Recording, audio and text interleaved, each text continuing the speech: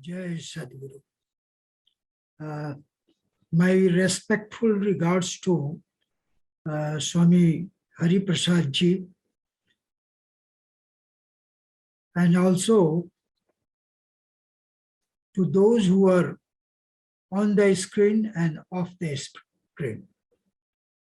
I offer my pranam, namaste, especially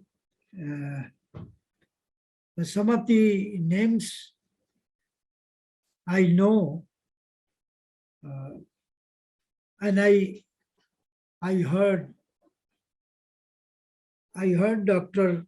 Raj Mohan, who gave the welcome address,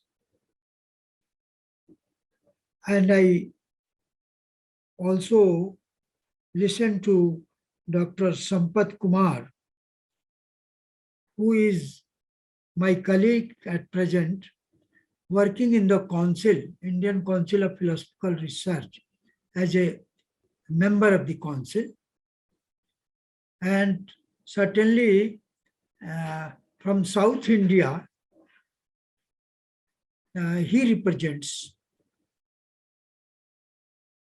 in the Council. He is the representative of the philosophical community of the entire South India.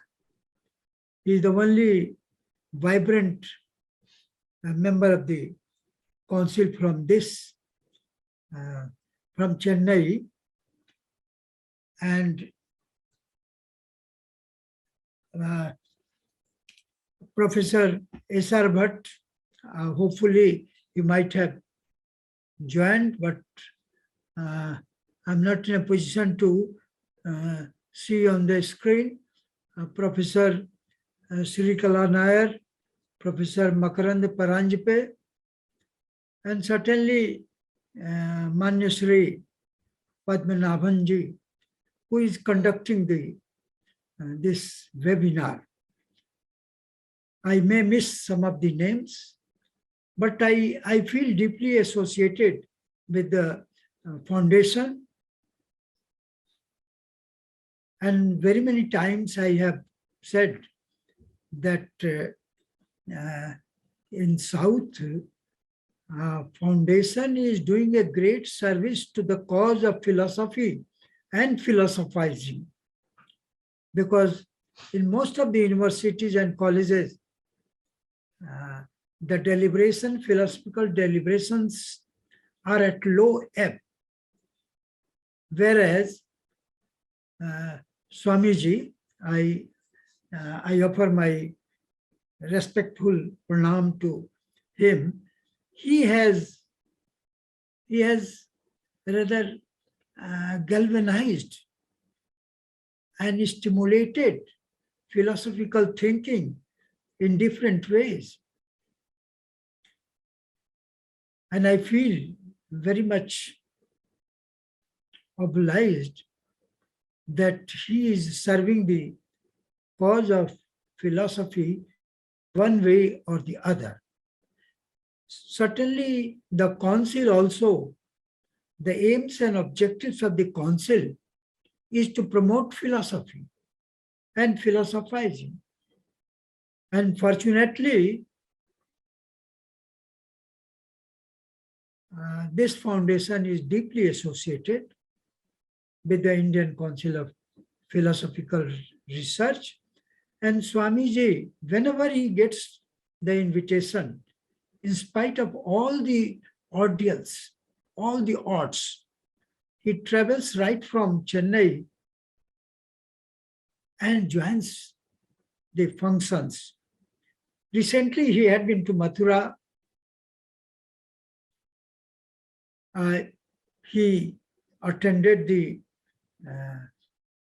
lifetime giving award ceremony to Professor S.R. Bhatt, who is also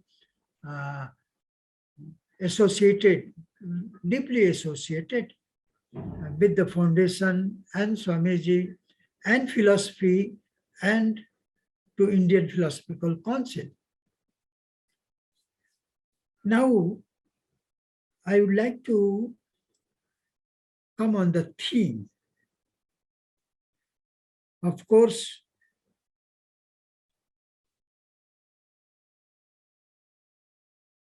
Bhagavatam, Bhagavat, Srimad Bhagavat is meant for the common man.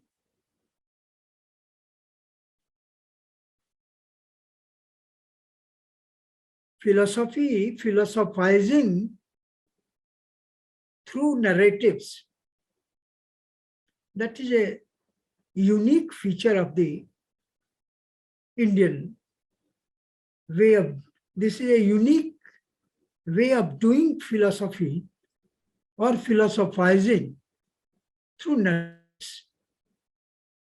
And certainly this Bhagavat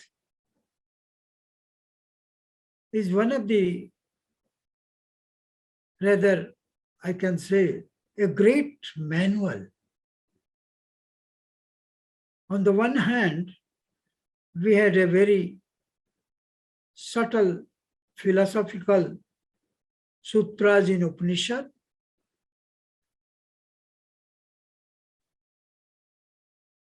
Upanishad is not within the reach of the common man because of its subtleties or because of its language too. Because Sanskrit is the divine language, no doubt, but it is the common man, the ordinary man, don't have access to Upanishadic philosophical thinking. So naturally, any deliberation on Bhagavat connects the ordinary man, and it serves also. I will be, being the student of philosophy, I will be dealing on the on axiological dimension of Bhagavat Puran. I should say Puran. Bhagavad Gita and Bhagavad Puran, both the central figure is Lord Krishna. In Bhagavad Gita also, in Mahabharata also, and in Srimad Bhagavad Puran, we find that in Bhagavad Gita, there are 3 marks to attain mukti: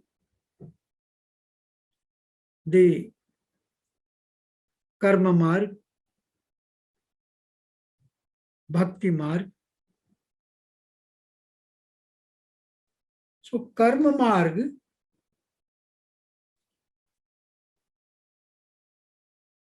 the man has got 3 aspects: knowing aspect, willing aspect or doing aspects, or feeling aspects. So Jnana Marga, Karma Marga or Bhakti Marg, these 3 marks have been stipulated in Bhagavad Gita, befitting to the temperament of each and every one, because man, some persons may be interested in Jnana Marg, or may be learned, or through Jnana Marg one can attain mukti. Certainly Shankaracharya emphasized this Jnana Marg. Some of the some may be interested in karma marg, and Bal Gangadhar Tilak was interested in this, emphasized this karma marg, and Srimad Bhagavat emphasized on the bhakti marg.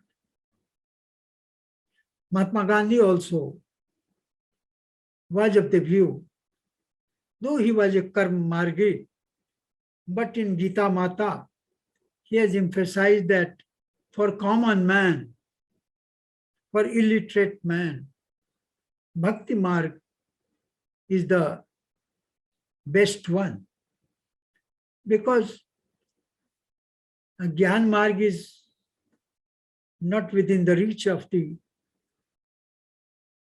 villagers, illiterate, and the laborers, but bhakti marg is meant for those who are on the margins. I will take up one narrative. Sudama, the friendship between Sudama and Krishna, the childhood. Sudama was the childhood friend of Lord Krishna. So why I have chosen this, keeping the limitation of the time, the one reason is that this depicts the value system of the Indian culture. The one precious value is the friendship, or the other precious value is equality. And this, in this narrative related to Lord Krishna and Sudama, who had been the childhood friend. So here we find that in friendship is a value, a great value. So Sudama was a pauper, almost pauper, devoid of all everything. He lived a very simple life. He was a friend in the childhood. But Krishna became a king, Dwarikadhish, and Sudama remained a very poor man. So the wife of Sudama insisted that your friend is a great king and very benevolent one. So why not you go to him? So we are suffering a lot, and if he thinks proper, this suffering can be redeemed. So Sudama decided to meet Krishna, and I cut short because I will dwell on the message, not about details about the story. So he decided to get a gift and offer to him. So the wife of Sudama gave him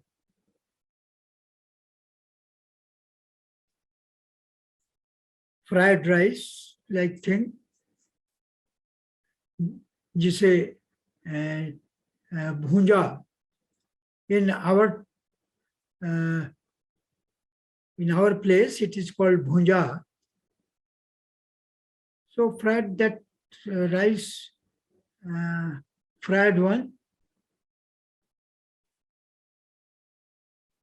and when he went to meet Lord Krishna, he was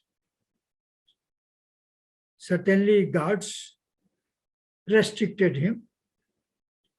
But when Lord Krishna knew that the childhood friend Sudama is on the gate of the palace, so he rushed and embraced. And everybody was amazed to see that Lord is so close to the pauper. So here the message is that that Krishna, Lord Krishna, never discriminated. Moreover, the downtrodden, the marginalized people, so he could not discriminate between rich and the poor, Lord and the serf. So, so the sense of equality is a great value. So equality between king and the pauper. So that gives a great message, and that is the beauty of the Indian culture.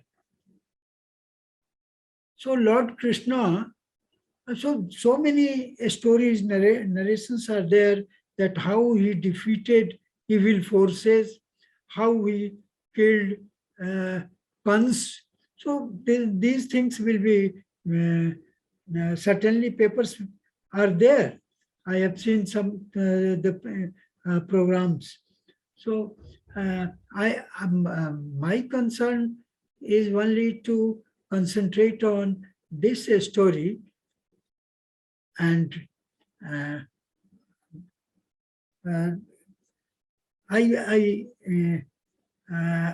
earlier I did not take much interest, to confess it, because being a student of philosophy, I avoided narratives. But doing philosophy through narratives is a very interesting one, and I understood this thing, and certainly I am grateful to Swamiji, because if he would not have invited, he had a faith that I will certainly join, because whenever I say yes, I mean that. I do not say that I cannot join, or I do not say that I have got another engagement. Whenever I have promised Swamiji, I have been with in your foundation, as well as in the webinar, and today also.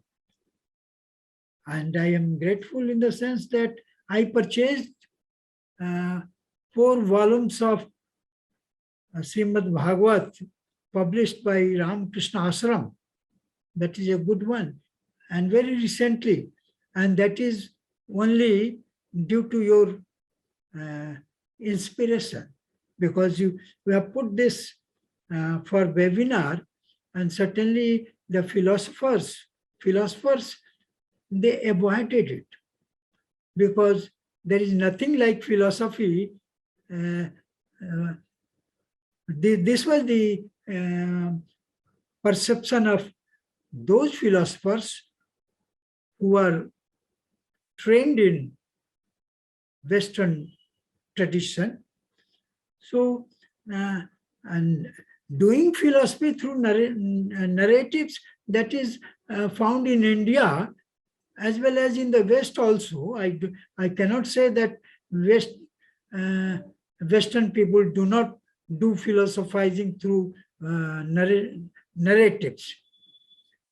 But we have got a very a manual, and its axiological dimension is a great one, because these are not only stories, they have got message, and they are the subtle things stipulated in Bhagavad Gita has been conveyed to the common man for translating in action. So these are the things which I understood, and as usual, I concentrate only on the one point, and here also I concentrate only on the one story and one value, rather that makes me comfortable. So Swamiji, with these words, I congratulate you. That congratulation is a very, very minimum, a very not very good word for you. We need your blessings, and certainly your support to philosophy and philosophizing is a great one. I offer my pranam to each and everyone. Thank you very much.